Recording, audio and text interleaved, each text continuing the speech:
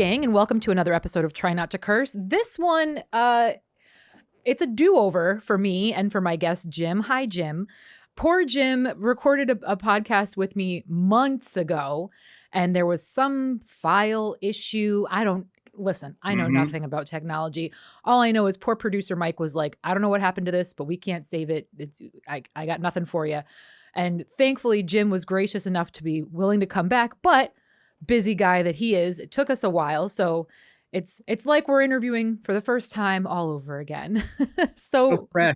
It's so fresh. Yes. So welcome back. Now, Jim is out in California.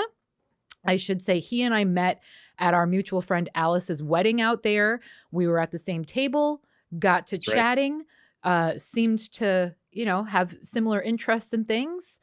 And come to find out, Jim is an independent filmmaker, a creative. You've got your hands in a couple of different pies. You have your own website that you run and promote your work on there. So we'll get into all of that. But again, Jim, welcome to the show. Thank you so much. Good to be here. It's good to see you again. This is awesome. Now, have you always been in California? No, originally I'm an East Coaster. I'm from Massachusetts. Oh, okay. Yeah. Okay. But you met Alice and her husband, Corey, out there when you were out in California. Yes, I know Corey from school. We went to the same college in Oakland. Oh, okay. And again, as I said, you make short films, personally. Yeah. You write, you direct. Do you do the animation as well? I do. I dabble because like a lot of people in my area, Emeryville's next to Oakland, and Pixar's in Emeryville. So as a college student, I drank the Kool-Aid, and I was like, I'm getting into Pixar, dude. Fucking met all these people. I'm gonna be Pixar walking. I used to hang out at Pixar. I never got in. So I was always Pixar. And so I was like, fuck this. I'll just do animation by myself. I mean, not to get off on that topic, but I have heard bits and pieces that Pixar isn't exactly everything it's cracked up to be once you actually get in there. Right. I couldn't give you specifics, but I've just kind of heard musings here and there about it's not the paradise. Everybody's having fun every single day when you walk through the doors. It's mostly, and this goes for live action, a lot of studios are just like that because I think from the outsider's point of view, they think it's like Willy Wonka's chocolate factory, right? And there's work. It's a job. You're doing work. And there's people freaking out and there's HR issues and, so it's like fast paced and we're talking a lot of money and deadlines and pressure and everybody, I think within those doors are probably the perfectionist, the type A type of person, which is very difficult to deal with one another when you all think your ideas are the best.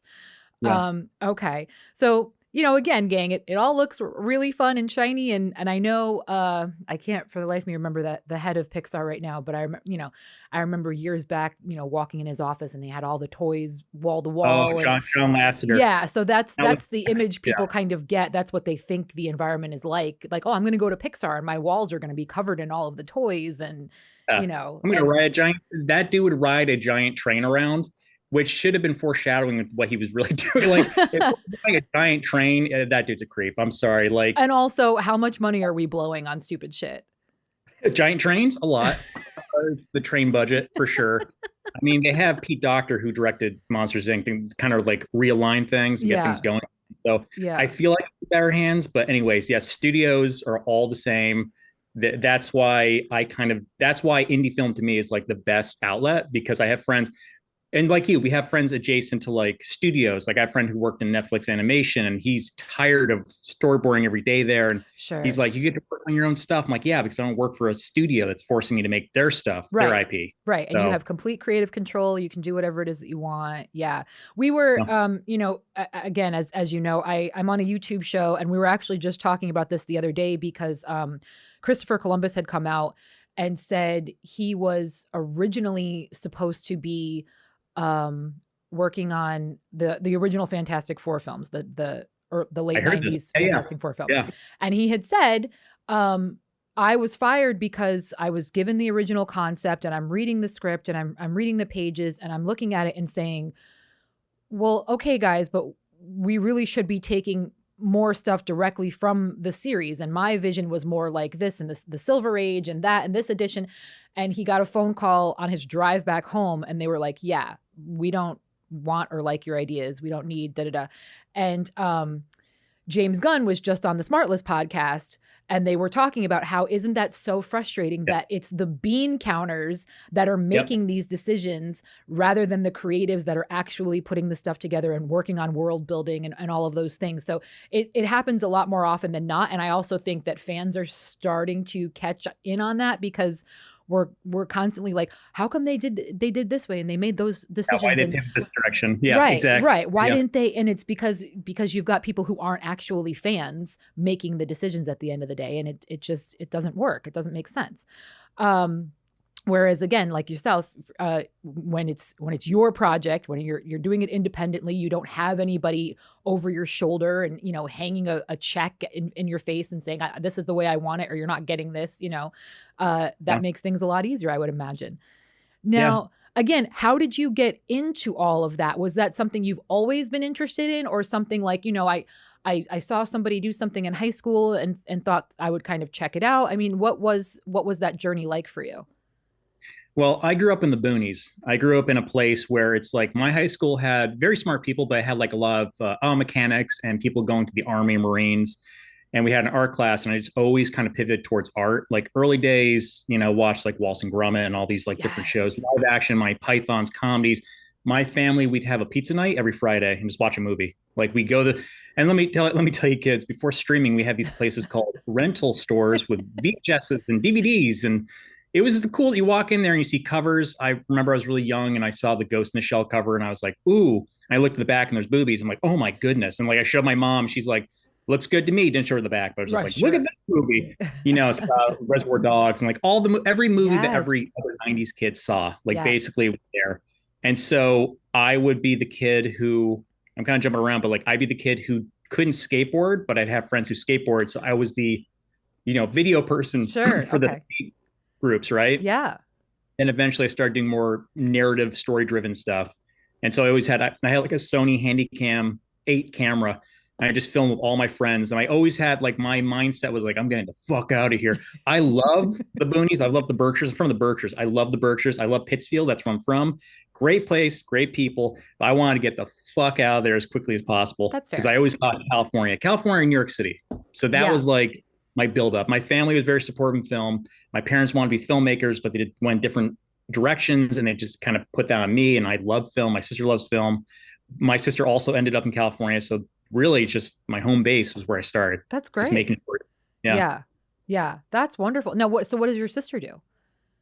She used to work for reality television, because she took a dive, and it was wild, man. It was like, you need to connect me with her, man. We need to talk about that. Oh my God. Amazing. She's good conversations too. She told me stories. She had a roommate that also worked for MTV reality television. Like she told me about people overdosing on those dating shows and like crazy shit. And people didn't have structure to these things. If people overdose, give them water. We can't bring them in because we're going to get in trouble. We don't have enough insurance for these people. So like she went that direction, and she worked for like Hell's Kitchen, Nightmare's Kitchen. And so she tell me all these terrible stories. I'm like, I'm going to go different directions still. I'm still going to do movies. I know the industry was really tough growing up because like, I mean, we can get into this, but like it wasn't until the Me Too movement, even for men, it seemed like really just people horrendous, treat people like crap. Yeah. But there was a shift when people started calling out for women calling out gross men doing shit like that. There was a shift too for guys getting treated shitty too. Like everyone was starting to be like accountable for their stuff. Well, because at the end of the day, the talent is you're just the whore for the studio, and that's how they look at you. That's how they treat you.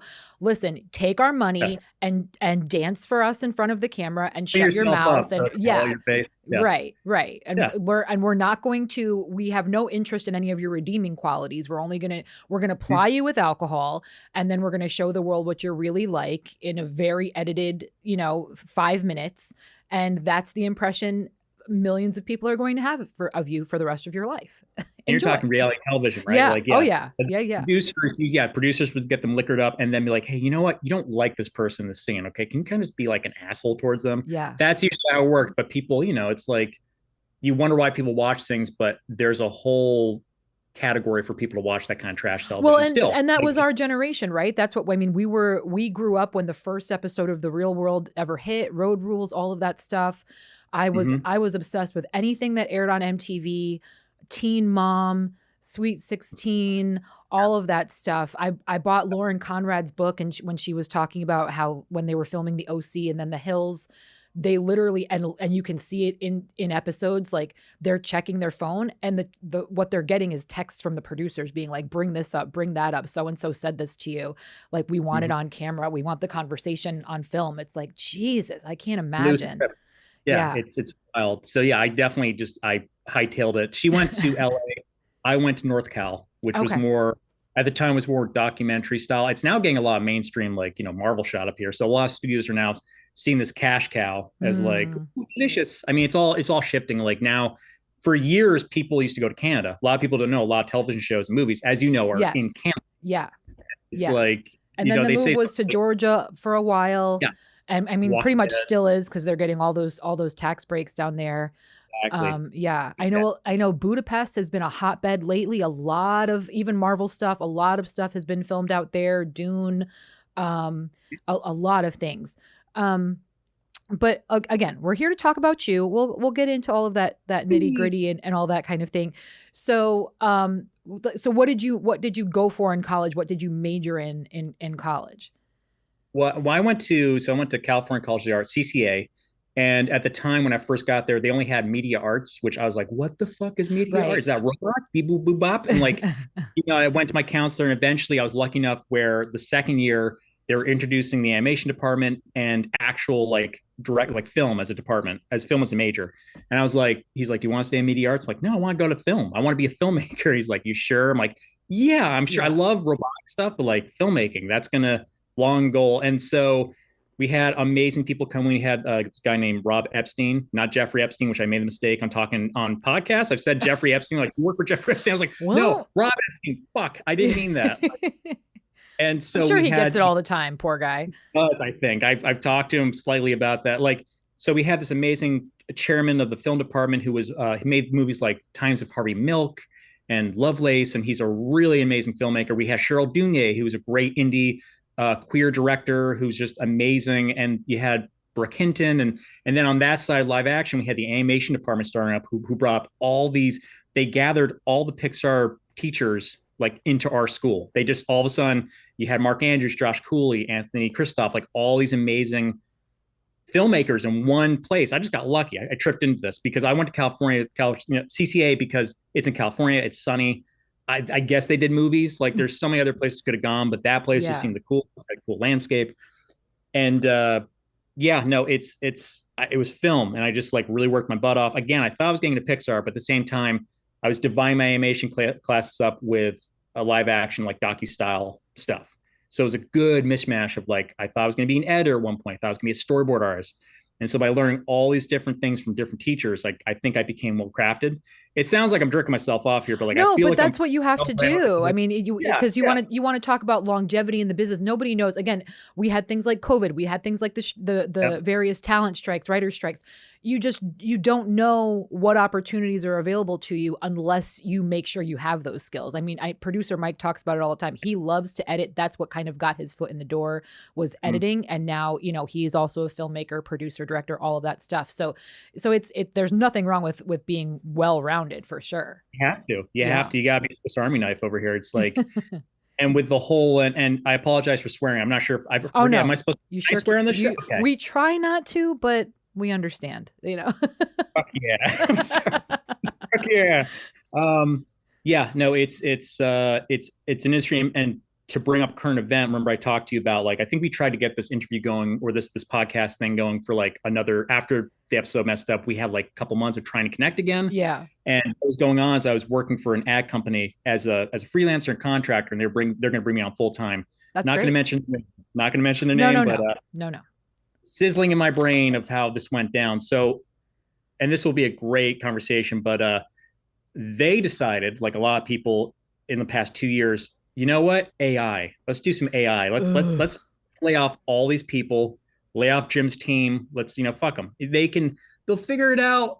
We do beep boop prompting and we're good. And it's like, they kind of realize it. The great thing is they're connecting with me again, because what they realize, a lot of studios, and this comes down to us talking about the suits. You have all these, you call them bean counters. Like they believe that they can just type it in and like the computer knows how to storytell or knows how to block or light or edit Yeah. or act, right? Which is bananas. They try it out and it's all just slop.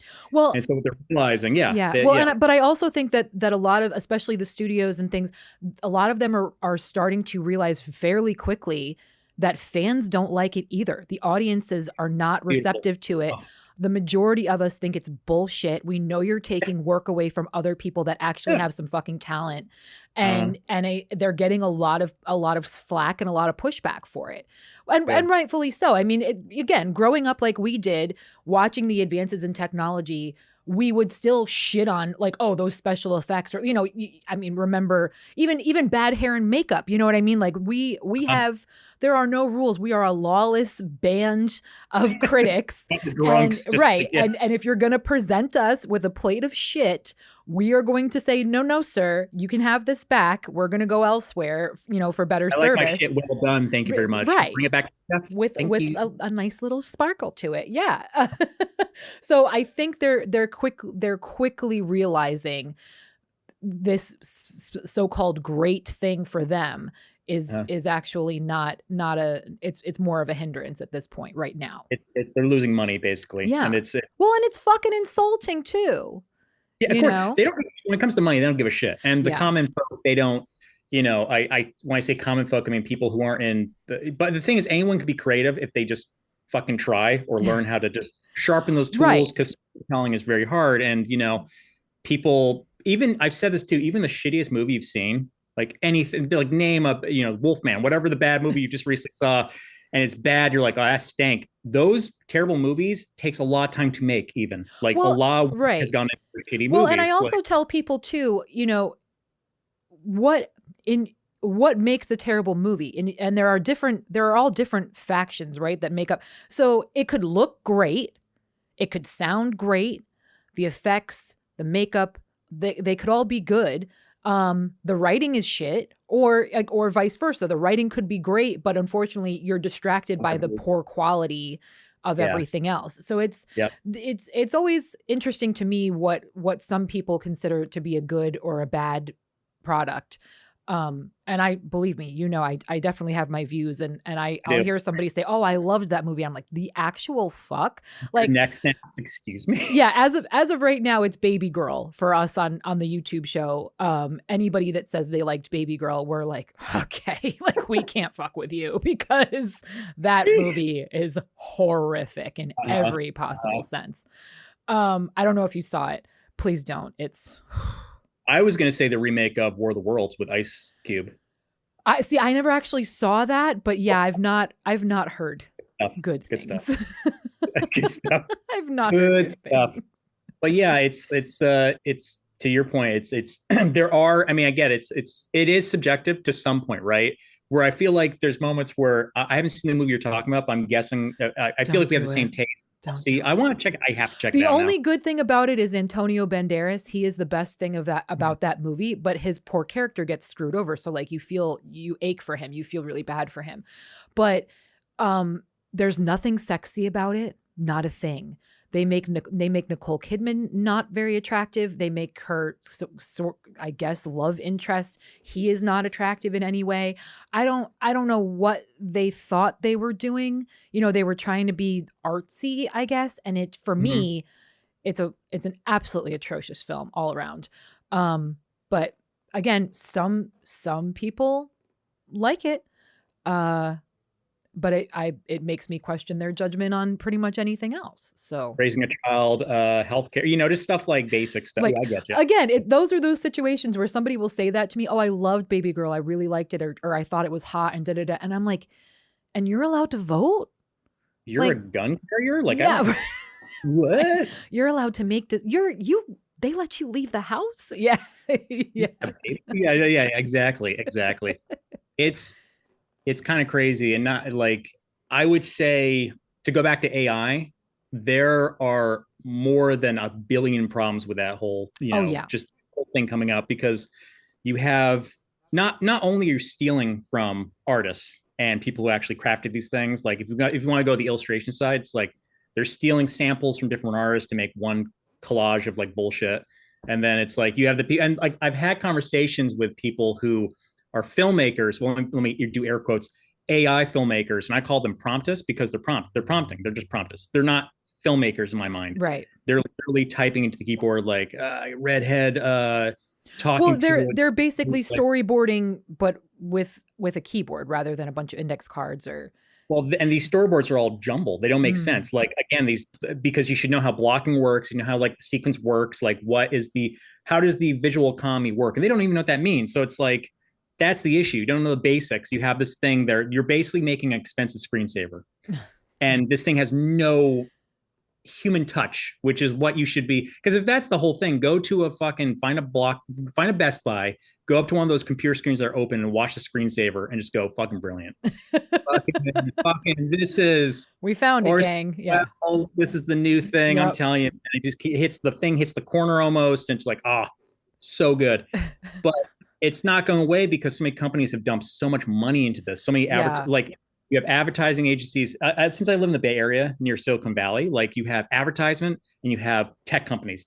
These motherfuckers, these tech companies who I work for, like I make advertising for them, they have dumped so much money into it. They're not going to let this go away. Most of my things on LinkedIn, if you see a AI prompted video, most of the comments are like, fantastic, brilliant. Wow, you really brought all this, like really like just fluffing the whole thing. Yeah. And then you kind of their title, and they're part of a tech company that does AI. So of course these people are pushing it. Like, yeah. Well, I liken them to people who are still Trump supporters, where it's like now they're just at a point where they have to double down because they've committed, and they can't admit that they fucked up or that it's too soon, or you know what I mean? Like, hey, pedophiles great again. Like that's what I'm thinking. Yeah. So they have to double down because you can't be right. I can't have failed here. This is a glowing success. It's only going to get better. Yeah. Yep. Yeah. Ugh, it's crazy. Wild. Yeah. Wild. We live in a weird time.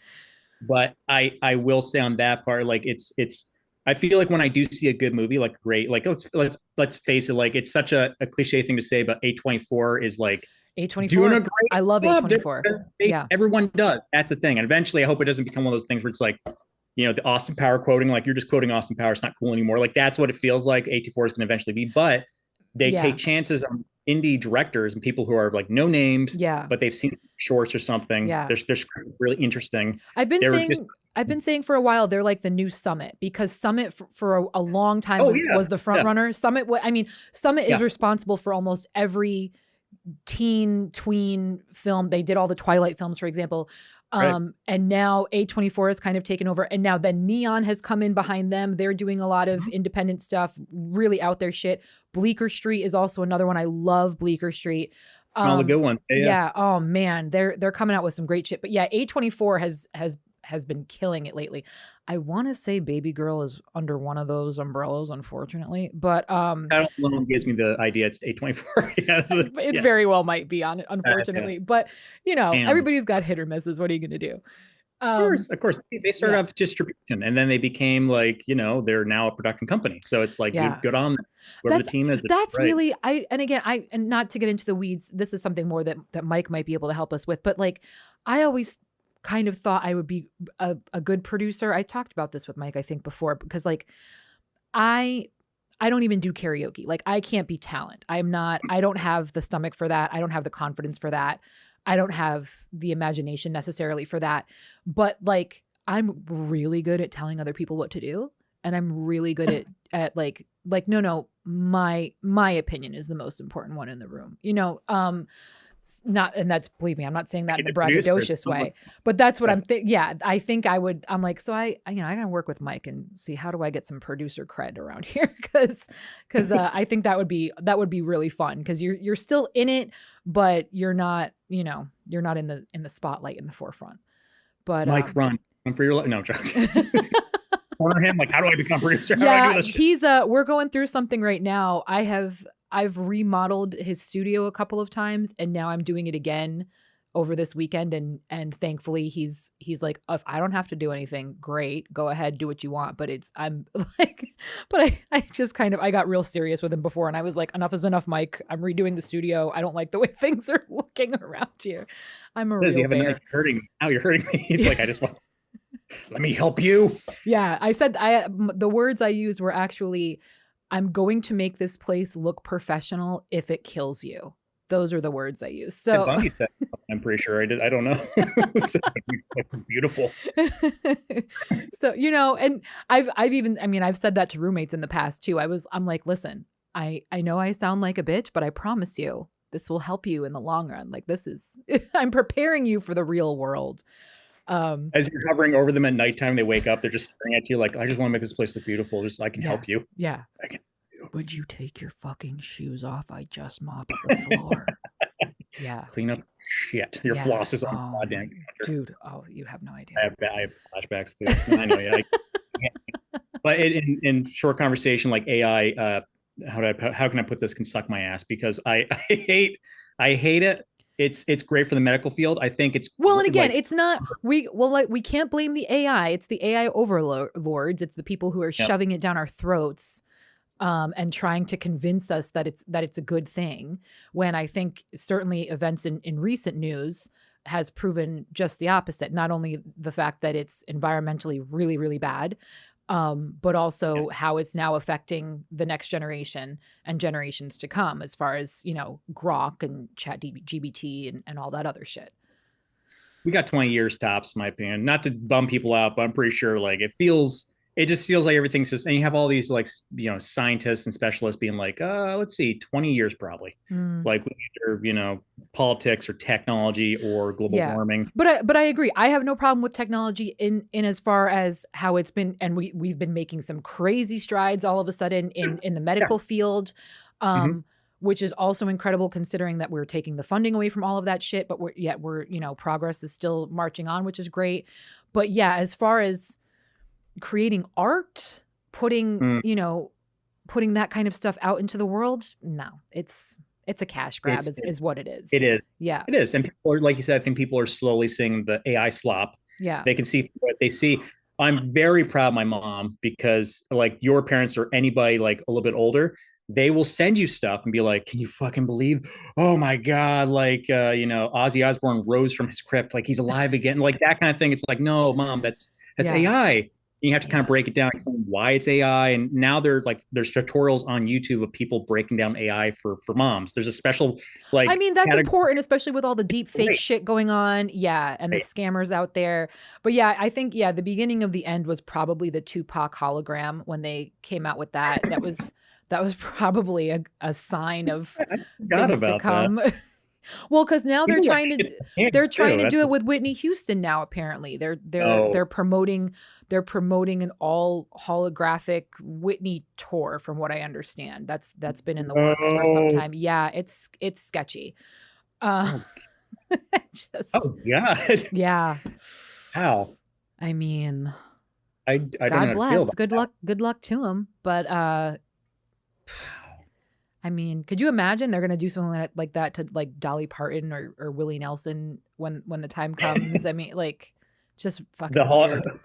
Willie Nelson's hologram just goes around asking for like a joint, like, hey man, you got, like, just keeps asking people in the crowd, you got weed? You got weed? Like, it could go downhill quickly. That goes back to people like, I think Marvel or Disney was trying to keep people's rights, right? When they pass away, to keep using them into the future. And that terrifies me, because it's like, well, unless you have, it can be a good thing. I mean, Ghostbusters did it with Harold Ramis, and that was and now, mind you, but they did it with compassion. They got consent from the family. They didn't just say, "Hey, by the way, he's going to appear whether you like it or not." They said, you know, we want your thoughts on this. This is what we want to do. And they did it in a very considerate, compassionate way that made sense. They didn't just throw somebody in for the star power of it all. But, you know, us on the YouTube channel, we strongly believe that we're going to be seeing Robert Downey Jr. for the next 100 fucking years in Marvel projects, because for some reason he's the guy, and they Iron Man just doesn't age. Have you seen that? Oh, like, it's fucking crazy. It's gonna be insane. It's gonna be insane. I mean, we'll be long dead before that, hopefully. But listen, it's like I'm hoping like for sweet death, like we'll be dead before anything. It's just but I'm excited too, because with all this AI stuff, you're seeing filmmakers, I'm not including myself, but like I feel like they're trying harder to make something, either a unique story or tell in a unique way. Like I think of like Tangerine was shot on iPhone. Like there's stuff like that, and it made sense for the story, right? Yeah. But then you have I didn't see 28 years later, but supposedly he It's did the very same good. thing. We're gonna do. Oh, okay, it was good Yeah. because he was back to I think the first 28 days was also shot in like standard, and that's why everything looked really like. Yeah, But that grainy. works for storytelling because of the Yeah. apocalypse. So I get that. So Yeah. Well, yeah, that's it's actually it's encouraging filmmakers to now they keep talking about practical effects, practical effects, practical effects. That seems to be where they're, Guillermo is doing that. A lot of yeah, a lot of directors have turned around and said, no, no. I mean, even James Gunn wanted that with Superman and the things that he's been doing. They want the practical stuff because I think again they recognize that yes, it's fantasy and it's we get to let our imagination run wild, but they also respect the fact that that's a person's job and this is a person's livelihood and they've done all this training and they've done all this work and it's good work. It's damn fine work. When I was at Comic-Con last year, I was at a panel for the Penguin and they were talking about the bodysuit and everything that Colin Farrell was wearing. And same thing, how important it was that they have these practical effects and not just, dots all over his face in front of in a green screen room. They wanted they wanted him to feel the weight of that character and look the part. And, and sometimes you can't do that in a bodysuit with dots all over your face. So, it's yes, it's a scary thing, but I think, at least the people with some clout are starting to kind of fight back against it and are saying, hey, hold on, that's not for us. Again, use it for your shitty pharmaceutical commercials all you want. Make us find from those commercials though. They're so bad that people are like, I love the response, like screen grab law responses of like, what is this bingo bango fucking bullshit? Like everyone's like, I'm not buying this product. It's gonna give me cancer. Like it's just it's so much slop that like, yeah, they're trying it out, but I just love the response of the public. No one's buying this shit anymore. Yeah. They were at first like, this is interesting. And now they're like, this is terrible. Yeah. So I think like you're saying, even commercials and practical effects and features, it's like, I think people are going to stand their ground for a while. It's not going away. It's like, sure, we're nervous because I'm an example. I lost my job over AI. It happens. They'll claim it's not AI, but it was AI. People want to test it out. They want to save some money, get a new pool or a car. Yeah.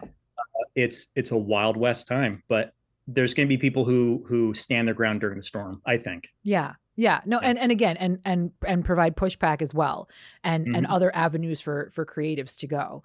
I mean, and that's the thing that kills me too, talking about the bottom line, because at the end of the day, yes, you don't have to pay for health benefits for somebody or, worry about unions or anything like that. But it's still, you're spending a shit ton of money on this not so great technology that's going to need updates, that's going to cost money, that again is terrible for the environment because of all the energy it's sucking and pumping out in order to generate these stupid things. So I don't see how it's really that economically sound at the end of the day, but whatever. People do dumb things all the time. People are gonna people. Yeah, exactly. Yeah. So, again, in the couple of months since we last spoke, you like I said, when we were checking in, you're like, oh, I've got so much going on. So what are you working on right now? So I'm happy to say last time I talked to you, I think I was finishing a stop motion project. And it's now on the film festival circuit. I think it's going to be, this guy accepted at the Wimbledon Short Film International Film Festival, I think. Okay. Like, I'm not sure if that's the exact title, but it's Wimbledon, I'm pretty sure. Okay. So let's get into that, because I got into that a little bit with Fiona and Maria talking about how they apply for grants and submissions into shows and things of that nature. When it comes to something like this, and I would imagine they're all different, but for film festivals, you have to file an application. Do you have to send them like a sample of your work or the whole project? Do they have to see it ahead of time, or you just have to kind of give them a synopsis of what it is? So if we're talking like film festivals, and are we talking grants or film festivals? Do you want to? Let's talk film festivals. Okay. How do you get a submission into a film festival? Easy. So back in the day, we used to have something called, I think it was like Out of the Box and then Film Freeway, and then Out of the Box disappeared. I might be getting it wrong, but I'm pretty sure it was something box. That disappeared. Film Freeway is basically, it's easier than you think. If I say this right now, I'm hoping someone's listening to this and they go, It's that fucking easy. Yeah, it is. It really is. Great. You basically have to finish a film. You have to post it on Film Freeway. It's on a private page, so no one sees it. And then you go down a list, and you have to pay just fees. You find out what film festival makes the most sense for your film, like what would make the most sense to that audience or their lineup of films, right? And then you submit it for a fee, and they either send you an acceptance letter or a sorry next time letter. Yeah. So it's really that simple. You just select, you pay to play. Sure. It really, it's Sure. that basic. Um, Now, if you get in, that's a whole different story because again, you really just gotta you got to throw it out there and see if anyone bites. Because I've been confident with my films, and I've been like, oh, this is going to make so many film festivals, and then like one film festival, or the reverse happens where like this was a turd, 18 film Everybody festivals. wants Like, it. yeah, everyone wants it. Like this piece of garbage, Yeah. sure. So very simple. Film festivals have gone easy. And what is ultimately the goal of submitting something to a film festival? Is it the hope of then getting future distribution, or just networking in general, just trying to reach out to different studios, different producers, just trying to, get some feelers out there, make some new contacts? What is the ultimate goal? I mean, at least just for you. Yeah, it's column A, column B. Because if I can, and my long story goal is basically do a feature eventually. Because I have a script, I have storyboards, I have like actors in mind and a team. And really, I just want to keep building up my story resume with all these short films. And so, if I find someone who wants to distribute this or make into like a long form kind of thing, because Netflix has done that too, or Sundance, where like you're at Sundance, you have a film that's a short, then someone from a studio sees it and they're like, we don't make this into like a long feature, like an hour or a series. Yeah. And so that's always the dream scenario, right? But it really just depends on your goals. Mine is just to get that back catalog just huge, just get bigger and bigger. And then I can go on to, like you're saying, to pitch it to somebody and be like, hey, listen, I got all this, I got the street cred and I'd love to make this feature. Would you like to, fund this? So that's my goal in my mind. Yeah. It's different for everybody, but really that seems to be the thing of like people getting eyes on you. Like this is before social media. It's like, you want people to see you. They want people to see your work. I also love just meeting other filmmakers. Yeah. I love networking, just meeting people. Not even talking about like I want to collaborate with you, just meeting cool people. Filmmakers are the coolest people I've met. They're funny. Some are assholes, but like they're just normal people who are like, I want to make this thing. Right. Like that's well, and they get it, right? They get it, yeah, exactly. Now, so we mentioned grants as well. Again, being an independent filmmaker, creative, you're pouring your own dollars into the work. Everything costs money, no matter what. You gotta spend money to make money. But grants can help you along the way. Have you submitted for grants? Have you received grants? Have you tried to, get as much funding as possible from other sources in order to complete your projects? Yeah, the grant thing that never works out. It's just a lot of work to like you build, your synopsis of what you want or what you're trying to go for.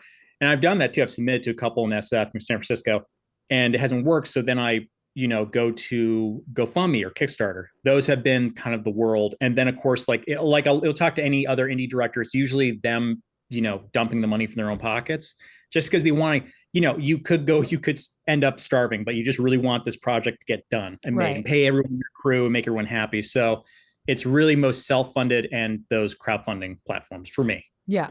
Yeah. Well, good. Well, and again, that's a lot of work in itself, just getting the word of mouth out there, advertising that you've got this GoFundMe going on. You've got to be all over socials, and it seems like the only way anybody does anything these days and promotes anything is they have to be on Instagram, they have to be on TikTok, they need some type of blur. Everybody wants to go viral because that's the only way. You're a salesman. You're a salesperson. You're literally. When I was trying to get people to like donate to my Kickstarter, it was getting into icky mode where I'm just like, hey, it's me. It's like Bernie Sanders, like, it's me again. Bernie Sanders asking for no donate. Like, that's what it felt like. I was asking all my friends. I would always apologize at the end of all these like paragraphs. Right, like, I'm so sorry. Just $1. Just $1 from each of you. Coffee. Yeah. Yeah, it's like, and they're like, I don't have money. I'm also an artist. Right. I'm like, oh, damn, oh no. So it's just trying to play, and then eventually you kind of make enough money. You're like, okay, I think this will be enough to kind of do at least a little bit of this, and I'll just self fund the rest of it. Yeah. And that's the thing. A lot of indie directors and indie filmmakers, they have a side gig, right? Like I best explain that like I started off as a commercial director. And then I had all these other things, like I do video editing and storyboard, and we're all doing different things. Like you might have your main thing, but you do all these other things in the film industry or video production. So we're just doing our 9 to 5, and then we take our 9 to 5's money and we, no trips, just to our projects. Usually it's like, it's passion. It's a passion thing. Yeah. So how many independent shorts do you have right now? So you have your own website. Let's tell everybody what your website is. Sure. It's afilmbygym.com. Perfect. And that's where they can see the majority of your work or clips of your work. Yeah, they can see a lot of people always complain like, hey man, I can't see your full film. It's like, yeah, it's like those are the trailers, and there's links to a Vimeo page that has all the videos, because you need a backlog to kind of keep things right, like an archive, and that's Vimeo.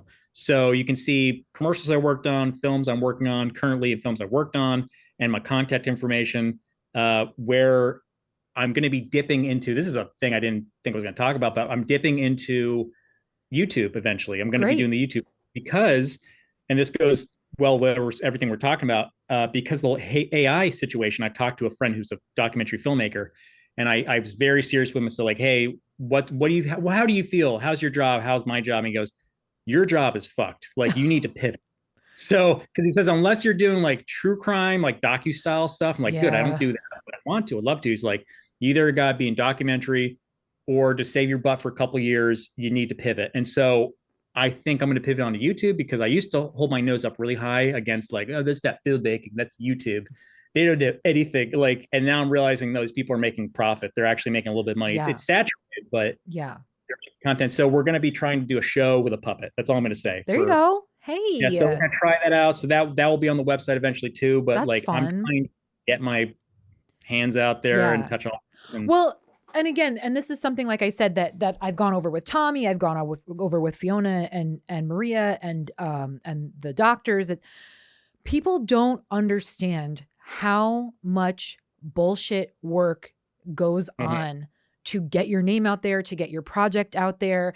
Yeah. Everybody thinks that it's just, I need that one viral clip. Well, okay, but people recorded 50 clips before they had one that went viral, or they recorded that one 50 different ways, looking for something to stick. And not only that, the problem as well that most people don't understand is when you get to a place where you've got followers, where you're allowed to, like on TikTok, you can't go live until you hit a certain number, a certain goal, followers, posts, what have you.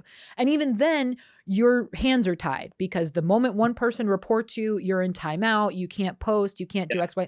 Same thing with YouTube. We talk very often, because we go live on our show. Our show is Monday through Friday. I'm not there every night, Jesus Christ. But we go Monday through Friday, and a lot of stuff will happen either within our live chat, or, we have to be really, really particular about what we show, what we talk about, how we talk about it, what we say, because, you can get demonetized so easily. Even one of the podcasts that I listen to, and this is the thing too now, a lot of big podcasts are going visual, right? So you can watch them on YouTube as well as listen on whatever audio platform. Sure. And that happened on one of my podcasts. They've been doing it for 4 years. They have literally hundreds of thousands of followers all over the world. And they said something on YouTube that was taken out of context by the YouTube AI administrators, what have you, and said, okay, this episode, you're demonetized. You're not going to get anything from this episode because you said this one thing that we took this way. So there's so many nuances to it that people do not and will not understand until they're in it. And again, that's kind of why I want to bring it up, because again, this culture in particular, not that I think I have a lot of young listeners of this show, but even the older listeners who are just thinking, oh, all these kids, they don't want to work, and they, all they want to do is do their TikToks. And it's like, bitch, doing the TikTok these days is an all fucking day thing. That's why I never post on it, because it takes me an hour to put some stupid 30-second piece up. If we had a secure economy and health benefits, and the government taking care of us, we wouldn't have to fucking whore ourselves on all the social media. Seriously, that's the reason we're working so freaking hard. Oh my God. Well, Ugh. and again, because people are seeing that I can make way more money doing dumb shit on a 30-second reel than I Yeah. ever could working my tail off at some, fast Name food a place. joint Yeah. or a retail joint where I'm just shit on all day by morons. So I get it, but it's just this. And again, like you said, if our culture wasn't designed this way, if we weren't set up for failure from the start, things would look much differently. But Yeah. here we are. But here capitalism is eating us alive. It's self eating. It's like a snake eating its tail. It's Oh really bad. yeah. I talked to my wife. I said like, so like, babe, what you think my feet are like too hairy for photos? Or I've talked to her The about like, hairier the better. The people when it comes to feet, people want some fucked up things, man. I mean, hobbits, man. I'm just gonna Yeah. like about. I've talked to her about it too. I was like, how embarrassed would you be if like OnlyFans was like a thing we tried for like a second? Just my feet, though. Just my Yeah. feet. Oh, I've talked about it. Please, I have absolutely talked. I have had discussions. Yeah. But again, it's more work than, Yeah, it's a you lot want. of work. It's Like the if I toes, you could gotta, just if I yeah. could just snap a pic of my feet on the daily and post it, that would be great. But no, you have to advertise. You have to create a fake Instagram account to get people over to your OnlyFans. And then you have to respond to messages and do the things that some people would like you to do. It's like people don't understand, no matter what it is, you're not making money by just sitting there doing the bare minimum. Like, Sure. Yeah. So, I mean, maybe Look, you win the lottery, but you got to play the lottery like 50 times before you get that one lucky ticket. yeah, It's the for same like with $50. everything I else. did it. Yeah. Yeah. Yeah. Exactly. Yeah. Exactly. It's crazy, but that's like I'm excited. I mean, I'll probably pick your brain if that's cool with you about the Yeah. YouTube thing. Yeah. I don't get me wrong. Like I'm doing the YouTube thing to make some extra income. I have some funny ideas. So I want to try it out because YouTube, we didn't have that back in the day of like, as a Yeah. filmmaker, YouTube was starting what in 2007, 2006, YouTube kind of came about. Like we didn't have that in the 90s or early 2000s. Like we literally, it was like, I was like just making the movies for myself. No one was seeing those Right. movies of my friends. And now you have this whole thing of like, oh, this is a career possibly. And I'm not, just because I'm doing YouTube, I'm not going to stop doing my own films. We just wrapped another film I'm doing, which is a black and white POW Vietnam War film. It's got a cool little twist, but like I'm still doing like these movies. Yeah. I'm still looking for that feature, but I'm going to try the YouTube thing as of, yeah. I mean, again, it is a cool platform because you can essentially do and for the most part say whatever it is that you want. And I mean, even just without actually, you don't even have to post your work, but like you can just go on and talk about it and lead people to your website and lead people to those projects. So it does help as far as word of mouth. But I mean, even our show, we are on various platforms. So like we go live across like 3 or 4 different platforms all at the same time. So I would definitely look into that and figure out how to do that. Cause like, that's what, the only reason that I have this podcast is because my producer, Mike, introduced me to a program in which it blasts the episode across 20 like different a buckshot in all these different directions. So all I have to do, I paid like $15 a month for this service and I plug in the file and I put in my little description and it sends it out. Because because I get that all the time. Oh, how many downloads do you have? How many subscribers? I don't fucking know. I'm across 20 different platforms. So I have no idea. I see the average number of like actual downloads, but as far as individual listens, because I don't even download my own show, but as far as individual listens across all the different platforms, couldn't tell you. Do people comment on my episodes? Probably. Couldn't tell you because I'm not signing into all 20 of those. You know what I mean? For every episode. I probably should. But again, this is why I'm not a multimillionaire because I don't hustle like that. But unfortunately, we are in an age of saturation. So that's the one piece of advice that I can give to you is that you can't just be on one platform. You need to find a way to be available as many as you possibly can. And make some TikTok shorts to get people over to, wherever you are. That's probably that's the thing. Well, for us right now, so now YouTube is doing a thing called, I think they're called them shorts or something like that. And again, we're getting into the weeds, but the way it works is your video has to be no longer than 2 hours. And then from that, they can generate like 2-minute clips. I think it's up to 2 minutes.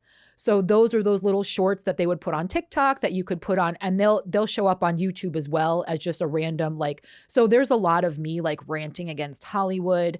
And like we have, we have one where we like went off on the Oscars when we found out that people weren't actually watching the films they were voting on.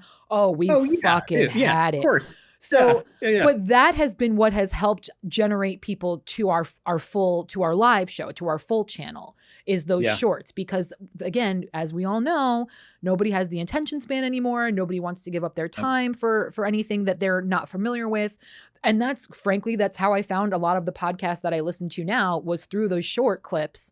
And I said, oh, they're really funny. And I keep seeing these guys and I like what they have to say. Let me check out their full hour-long episode. And that's what does it. That's what generates that traffic. So thankfully, YouTube is finally getting into that. And that's been really helpful with us. And, so the show is, and again, not to be talking about myself here, but our show is very, just hang out. Yeah, right. Our show is very heavy on, we talk about like comic stuff. So, and it's all pop culture entertainment, but we focus heavily on DC related things. And now that I'm on board, now they're bringing some Marvel stuff too.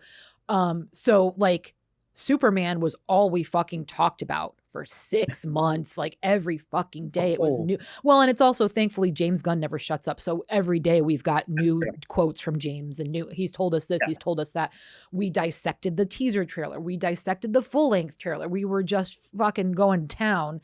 And when those shorts started coming out and being loaded, the month that Superman came out in July, we went from under 2,000 followers to now we have over 10,000. Wow, congrats. And believe me, like every single day we're looking at the numbers and we're like, what is this? Why? And it was just because, Superman was the hot topic of that time.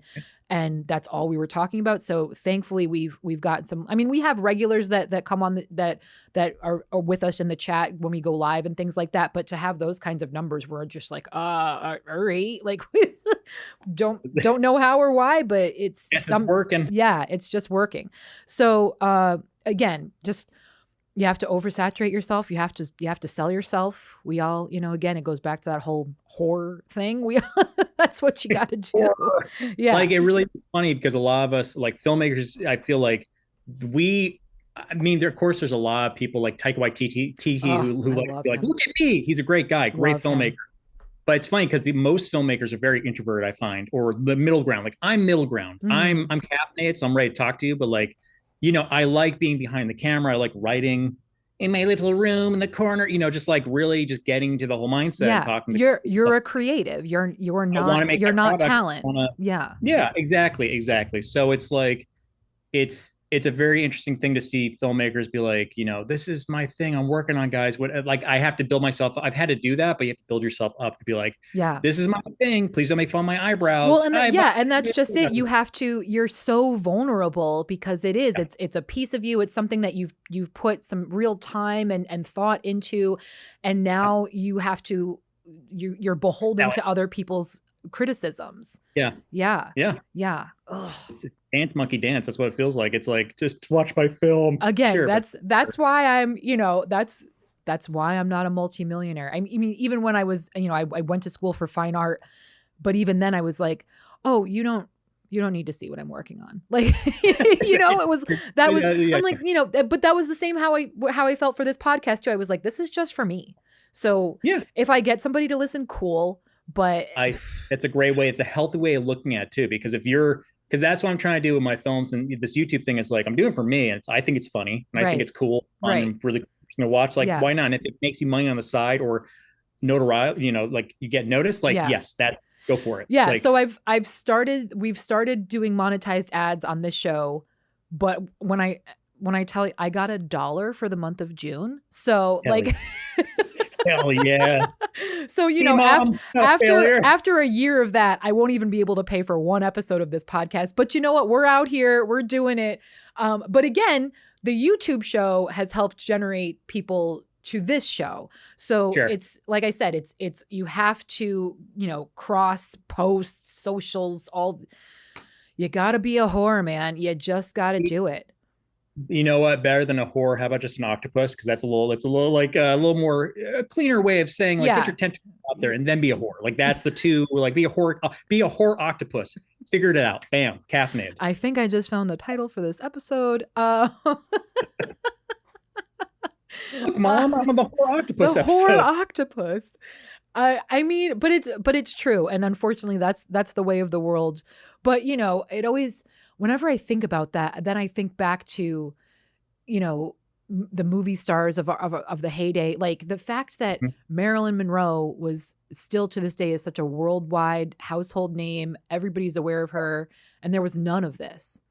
Yeah. Like, so just imagine what that was like for her to be on every magazine, every newspaper, people across the pond that you'll never meet, you'll never see. There wasn't Comic-Cons back then, and she just had fans everywhere and people focusing, breathing down her neck all the time. Like, holy fuck. And as we know, it didn't really end very well because it like depends on what you believe in, but like it's like either JFK killed the, like that whole thing, but it seems like stress to get to her. So I understand like these poor Gen Z's and Gen Alphas, like it's a lot of pressure because if you're growing up like we grew up kind of like under the radar. Oh yeah. Like if you do something stupid, it's like fuck. I hope Becky didn't see me do that dumb shit. Oh god, now it's like billions of people commenting on a mistake you made, or like it's just a weird. But at the same time, maybe they're like leveling out because I met a lot of like younger people who are just like in my area, like really kind and kind of more logical than I was at that age. I'm just like, what the fuck? Why are you so responsible? Yeah. I think we've finally plateaued and we've reached that peak where the other generations, the curtain has been lifted. You know what I mean? Like, yeah, it was the fun thing. It was the cool thing, but I think they got sick and tired of it as well. And again, that's part of the oversaturation too, because it was just, that became the new norm. And then they were like, all right, what else you got? Like we are a society that is very, very easily unimpressed and like, I've seen it. So, whatever. That's why like flip phones are coming back, because it's just something wild, new and different that they've never experienced before. So now all of a sudden it's like, oh no, I want tangible keys on my cell phone. It's like, what? Yeah. It's wild. Not hologram, like you don't want like pretty soon they're gonna want windows they have to freaking crank up in their cars. I mean, it's really interesting. Feel. I just want that feel. I want things breaking on me. I just want that feel. Make it real. I want that. I love it that they love the 90s and like because 90s not the fashion, dude. I've been seeing some stuff in stores. I don't know what's going on. Do you remember those giant pants? They're like the JNCOs. You mean the pairs that the pants that I owned and wore every day in high school? Oh, I have numerous pairs. Oh, my favorite pair, and it wasn't the JNCO brand. I wish I knew what brand it was because I can't find it online to post pictures of. It had, because I used to work at Hot Topic, so I had access. This was my first job. Was Hot Topic. I had so many friends. That was my first job. So the pant legs were 60 inches in diameter and had 3 giant jean pockets that looked like fish gills down each side. And I could fit a full spiral notebook in each pocket. Those were like peak for me. Gotta write on the mean, never know when you have to write something. Those were absolute peak. Early 2000s, man. I had a friend. We're at the skate park, and he came walking up with his pants on. He's like, "I gotta go." He took out a skateboard and like disappeared into the sunset. And was giant, like it looked like they're flapping like flags. Rode away from him. I'm like, what the fuck just happened? They were great because they were so comfortable. But the moment the pant leg went a certain way, you'd catch a breeze fly up them. Especially in the wintertime, or if you like just happen to like hit a puddle right. So every so often as you're walking, you'd get like one brutally cold, wet, hem against your bare ankle. And it's like, oh, Jesus. So that was such a good time. Really down with the sickness back then. God. Man. And I had the chain wallet. I had the whole, oh my God. I had it going, man. Amazing. It's amazing. I was the, part of that skater culture. Same thing. Never couldn't skateboard to save my life. Couldn't even rollerblade, but man, I looked the part. I'll tell you. Yeah, I looked the part. Yeah. I fucking grind this post whenever I can, Yeah. It's like, know what that means. I don't know what that fucking means, but right. Exactly. I look at, no, it's awesome. Hey, I just, you know what? Remember last time we talked in the episode, I actually you caught me off guard because you're like, as a filmmaker, what's your favorite film? And I go, fuck. Well, I have all these TV shows. I now made a list of movies and TV shows. Okay. I'd love to share it with you and Please. get your thoughts Yes, on those. So please. my rule of thumb for like what makes a good movie is how many times you watched it. That's my 100%. that's 100%. rule of thumb. Like watching more than 2 times, it's a good film in your mind.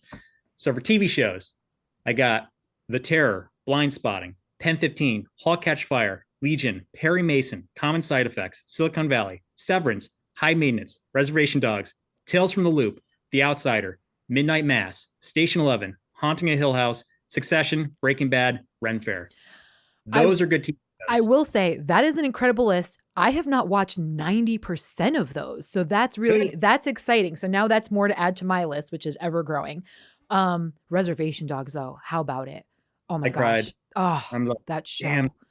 And every time I see one of those actors doing something. So, Zane, I think is how you pronounce it. Zane, who was the cop on that show, is in the current film Americana with Sydney Sweeney and Paul Walter Hauser. Yeah. I love him. He is very so cool. good. He's in a lot. Whenever he does pop up, I'm like, oh shit. Because I think he was in the Coen Brothers show, I believe he played. Yeah, he's great. I adore him. Yeah, he's great. And well, what killed me about Reservation Dogs is I say shit ass all the time. And that was the first time I've ever heard another human being speak it. And I think he says it once an episode and I'm like, oh, this is amazing. Like, you speak my language. This is incredible. What are the odds? But let's go to your movie list. Okay. The Zodiac, Dream Scenario, Extraordinary, 2 words, The Holdovers, A Ghost Story, Coraline, Night of the Hunter, Wall-E, I'll Be Gone in the Dark, The Innocents, Fire of Love, 1917, Nightcrawler, Nope, Crip Camp, The Orphanage, Muppets Christmas Carol, of course, Sing Sing, Nightmare Alley, Spider-Man Into the Spider-Verse, Talk to Me, Roll Tampons, Jojo Rabbit, and The Host. Again, this is just a list of the things I've watched so many times that I was like, such a vast list. That is such a broad list. Boom. Jojo Rabbit, absolutely. I've told everyone you need to see it. Nope, absolutely. I've told everybody you need to fucking see it. Yep. What was the one you said in the very beginning? There was like one in the top 5. Do the top 5 again. The Zodiac, Dream Scenario, Extraordinary, The Holdovers, Ghost Story. The Holdovers too. Yeah. Oh my God. That's a really great list. And Taika's in there. Love you, Taika. Have you seen What We Do in the Shadows? Either the film or the show? So here's the thing. It's like, these are most recent, right? Because I went back and rewatched this. I love the first movie. I thought the movie was great. And then they made it into a series. And I thought, like, I was very hesitant, like anyone else, like, oh no, they're gonna make a series off this really great, like, underground indie horror thing. And then the series, I mean, you got Matt Berry in there. You got Matthew Berry, like, whole cast is like amazing. That man. I've been to a panel with them, so I've been in the same room as all of them except Nadia. Cool. She wasn't there, but I've met Harvey. I've met Guillermo. Oh wow. Yeah. Oh, he's delightful. Seems like a nice dude. Delightful. Seems like a nice dude. So sweet and kind. Well, so it's interesting. So I always give people my top 5. My top 5 they're all like pre-2000s, like or early 2000s. Mine are much older, but same thing. It's the films that I grew up with watching every single day. Ghostbusters obviously is number 1. Yeah, I saw that. Robin Hood, Prince of Thieves with Kevin Costner. I adore that fucking film. I love that movie. Right? I love that movie so much. I watched it every day for a year. The Breakfast Club. I've met everyone but Emilio. I mean, honestly, I've met Anthony Michael Hall 3 times now. What a delightful individual. Yeah. The Fifth Element, another one. If it is on, that's what we're doing. There's no need to change the channel. There's nothing else to see here. Yeah. I mean, Die Hard's kind of up there as well. What is my number 5? I don't know that I've actually had a number 5, but it's, for me. This tells a lot about you. These are a lot of 80s and like early 90s. Yeah, 80s and peak 90s. I was just telling Matt the other day, like, I'm really into action films. And as much as it pains my mother, I love gratuitous violence. I love creative ways to kill people. So I tell people a lot. I talk about the first film for me was Eraser with Arnold Schwarzenegger and Vanessa Williams. Yeah.